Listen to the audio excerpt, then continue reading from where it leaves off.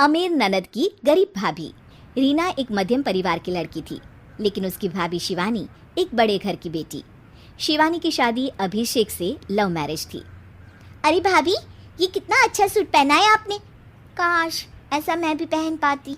अरे क्यों नहीं रीना, वैसे भी तुम्हारा और मेरा नाम तो एक ही है, जब मन करे पहन लेना।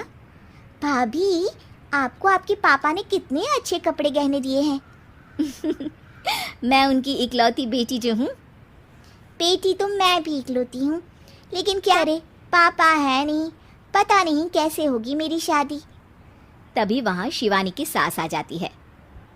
अरे क्यों नहीं करेगा भाई तेरी शादी धूमधाम से, आखिर जिम्मेदारी है तो उसकी।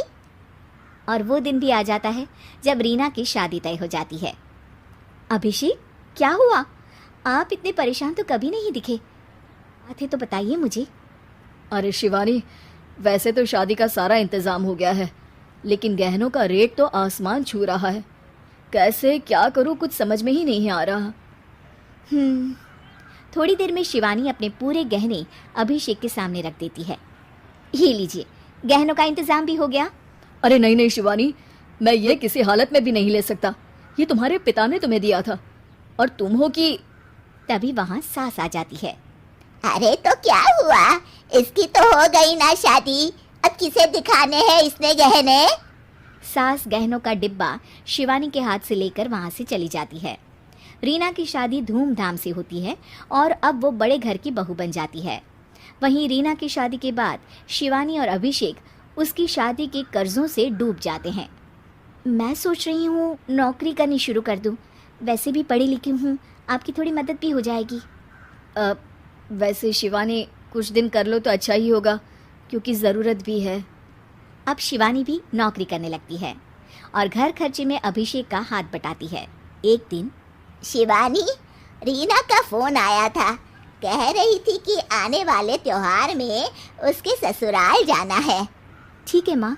अरे ठीक तो है, लेकिन एक काम कर लेना, उसके सास ससुर से लेकर पूरे खानदान के कपड़े मिठाइयाँ सब ले आना, और हो सके तो रीना के लिए छोटे से कान में पहनने के बूंदे भी। और क्या है ना, शादी में उसे सारी बड़ी बड़ी कान की ज्वेलरी दी थी, घर में पहनने के लिए तो उसके पास कुछ भी नहीं है। शिवानी सोच में पड़ जाती है कि वो क्या करे, क्योंकि कर्जों और घर के खर्चों के बाद तो पैसे बचते ही नहीं थे।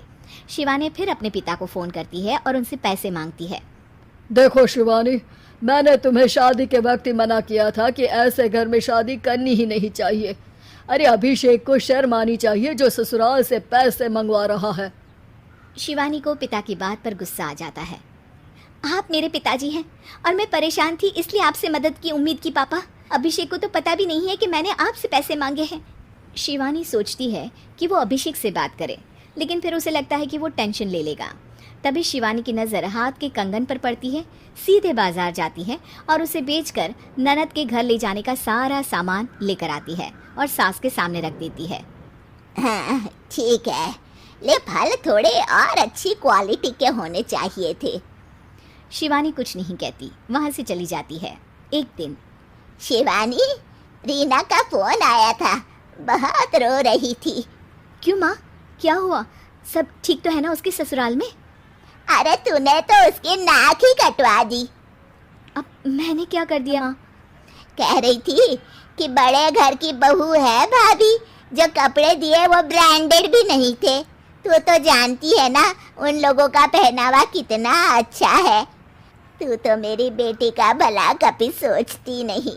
हाय भगवान, अरे बड़े घर की बहू है, इसी बात की जलन है ना तुझे, लेकिन याद रख मेरी बेटी का सोचने के लिए भगवान है, तुम लोग कभी उसका बुरा नहीं कर पाओगे।